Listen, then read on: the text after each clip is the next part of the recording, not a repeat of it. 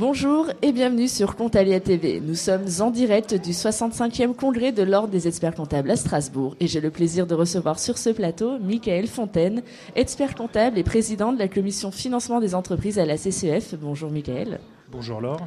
Alors avec l'adoption de la loi Brunel le 19 octobre 2009, les PME ont plus facilement accès aux raisons d'un refus de financement. Elles acquièrent la possibilité de comprendre et de s'approprier la notation reçue ainsi que l'opportunité d'agir sur celle-ci et de la nuancer. C'est dans ce contexte que le groupe RF, en partenariat avec la CCEF, publie dans la RF comptable du début 2011 un dossier consacré à la notation des PME. Pouvez-vous nous présenter les principaux points de ce travail, s'il vous plaît ? Alors oui, effectivement, toutes les entreprises font dorénavant l'objet d'une notation régulière, ponctuelle. Alors on va dans cette famille-là retrouver la notation, la cotation, le scoring.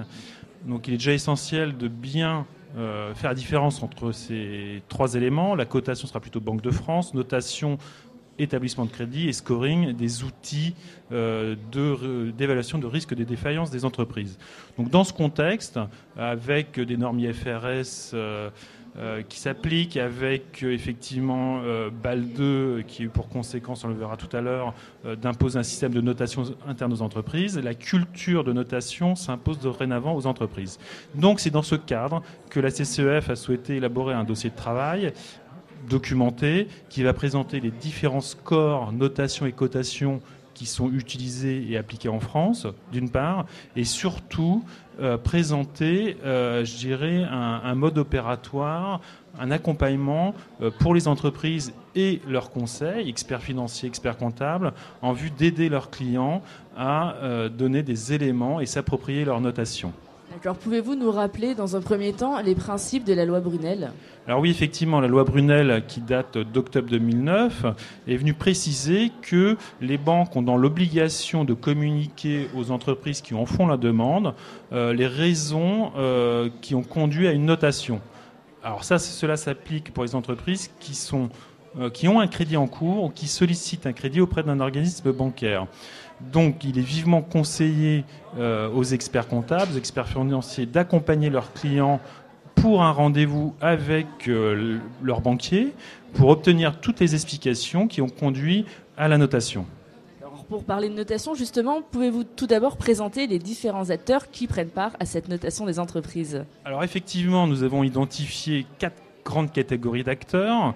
En premier lieu, la Banque de France, qui historiquement cote, score un certain nombre d'entreprises. Ce système permet d'avoir une couverture assez large, mais limitée à certaines entreprises. Et cette prestation est payée par les banques et l'information n'est pas publique en dehors d'une information auprès des entreprises cotées. Ensuite, vous retrouvez les établissements crédits qui ont mis en place de manière systématique obligatoire, suite à l'application de la réglementation BAL2 en 2007, des systèmes de notation internes. Ces systèmes de notation sont évalués par l'ex-commission bancaire, qui a fusionné avec la CAM, devenue ACP. Et donc, ce système de notation repose sur différents indicateurs. Dans ces indicateurs, on va retrouver l'information comptable, le fonctionnement du compte. Est-ce qu'il y a eu des incidents ? Est-ce que le compte est rentable ? La stratégie propre à la banque par rapport au secteur d'activité, les zones géographiques, des indicateurs qualitatifs. Est-ce que l'entreprise est structurée avec une direction comptable, une direction financière, est-ce qu'il y a un conseil ? Et est-ce que le dossier est bien monté ? Est-ce qu'il y a les garanties suffisantes ? Est-ce que le mode d'exercice de l'activité est en adéquation avec le mode juridique ? Donc, les établissements crédits intègrent dans leur système de notation un certain nombre d'indicateurs. La troisième catégorie, on va retrouver les assureurs crédits qui, eux, ont depuis 2009 communiquent leurs notes aux entreprises notées. Et enfin, la dernière catégorie qui est un peu plus limitée en termes d'intervention, c'est les agences de notation.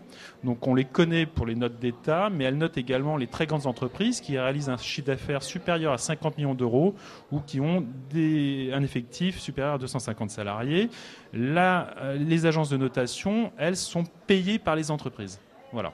D'accord, revenons sur le premier acteur, vous en parliez tout à l'heure, la Banque de France. Pouvez-vous nous en dire plus sur cet organisme ? Alors effectivement, la Banque de France cote un certain nombre d'entreprises sur des données qualitatives et des données prévisionnelles et comptables. Donc elle intègre à la fois des données comptables, historiques et prévisionnelles. La notation concerne les entreprises dont le chiffre d'affaires est supérieur à 750 000 euros ou dont les encours financiers sont supérieurs à 380 000 euros. Et chaque année, environ 250 000 entreprises sont notées par la Banque de France au niveau de la cotation. Donc, la Banque de France a mis un système de cotation à titre d'experts qui intègre une analyse plus poussée des données de l'entreprise, des entretiens personnalisés avec les dirigeants, et elle évalue en fin de compte le risque de défaillance à 3 ans des entreprises. À la différence des établissements financiers qui, eux, dans leur système de cotation, vont chercher à déterminer le risque de défaillance de l'entreprise à l'horizon du remboursement de l'emprunt. D'accord. Et en ce qui concerne les assureurs crédits, alors ? Alors effectivement, les assureurs crédits, eux, notaient régulièrement déjà les clients de leurs clients, en fait, puisque c'est dans ce cadre de financement. Et dès 2009, il y a eu un accord où, en fin de compte, ils mettent à disposition sur un site Internet avec un code personnalisé. Ils communiquent la note qu'ils ont attribuée à l'entreprise. Donc leur système de notation est comme les autres reposent sur des données comptables historiques, publiques, INSEE, greffe, etc., un certain nombre d'informations publiques, mais également des données qualitatives, prévisionnelles, ponctuelles, secteur d'activité, analyse géographique. Donc, pour les entreprises qui souhaitent se documenter et, alors je ne vais pas dire améliorer, mais donner des éléments complémentaires pour influencer leurs notes, il est essentiel qu'elles consultent leurs notes et qu'elles se rapprochent de l'organisme assureur crédit pour donner toute l'information nécessaire. D'accord, donc vous avez pris part à un groupe de travail co-présidé par le médiateur de crédit et le directeur du Trésor qui réunissait des représentants des entreprises, du ministère, de la Banque de France, des banquiers, des assureurs crédit et de l'ordre des experts comptables. Quelles sont les bonnes pratiques qui en sont ressorties ? Alors effectivement, ce groupe de travail avait pour objectif de faire ressortir les bonnes pratiques, à la fois du côté des organismes qui notent, mais aussi des comportements des entreprises, en vue d'améliorer la relation qui existe entre ces deux mondes. Donc, il ressort de ces travaux un constat clair, c'est qu'il faut que les entreprises entretiennent des liens réguliers avec leur banque, mais également qu'elles n'hésitent pas à communiquer tout élément qualitatif, des prévisionnels, des éléments hors du compte qui vont permettre aux organismes financiers d'intégrer ces éléments pour avoir une note plus proche de la réalité économique.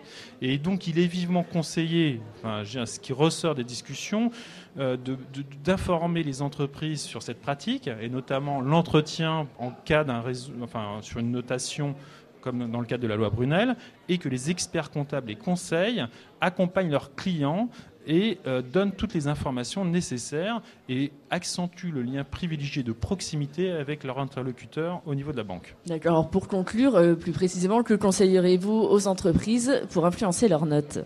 Alors, effectivement, c'est influencer, mais c'est surtout donner tous les éléments qui ne se figurent pas dans les comptes. Alors, premier constat, déjà, tout système de notation repose sur, on va dire, la liasse fiscale. Les systèmes de notation sont conçus à la base sur de l'information comptable, mais l'information qui est traitée est la liasse fiscale, pour des raisons qu'on peut imaginer, de quantité à analyser. Donc il ne faut pas hésiter à donner déjà toutes les informations ou accentuer les informations qui figurent dans l'annexe, tout ce qui est engagement hors bilan, les créances qui sont assurées, tous ces éléments qui vont pouvoir modifier l'appréciation que pourra porter l'organisme. Par ailleurs, il ne faut pas hésiter, notamment pour les PME ou les très petites entreprises, des éléments comme le carnet de commandes, les éléments prévisionnels qui vont pouvoir être intégrés en cours d'année dans le cadre de la notation. Et effectivement, il y a des éléments déterminants. Et moi, je parle de culture de notation. C'est-à-dire que la notation, ce n'est pas uniquement un rendez-vous peut-être annuel dans le cadre de la Brunel ou ponctuel quand on sollicite un crédit, mais c'est une relation durable avec l'organisme financier, avec la banque, c'est-à-dire que cette culture passe par une proximité encore plus forte avec son banquier, ne pas hésiter à prévenir le banquier en cas de soucis ponctuelles, d'une part. Sur le fonctionnement du compte, c'est pareil. Il ne faut pas hésiter à dire, voilà, j'ai des problèmes ponctuels, tels sont mes besoins, etc. Et tous ces éléments sont des indicateurs qualitatifs appréhendés dans le cadre de la notation des entreprises. Donc, la culture de la notation s'inscrit dans la durabilité avec des éléments pris en compte au fur et à mesure. Et ne pas hésiter à prendre contact avec l'expert comptable, l'expert financier pour monter un dossier qui sera destiné aux interlocuteurs dans la banque. D'accord. Bien, Michael Fontaine, merci beaucoup pour tous ces éclaircissements sur la notation des entreprises. Nous étions en direct sur le 65e congrès de l'Ordre des experts comptables à Strasbourg. Merci d'être venu sur ce plateau et à très bientôt sur Comptalia TV. Au revoir.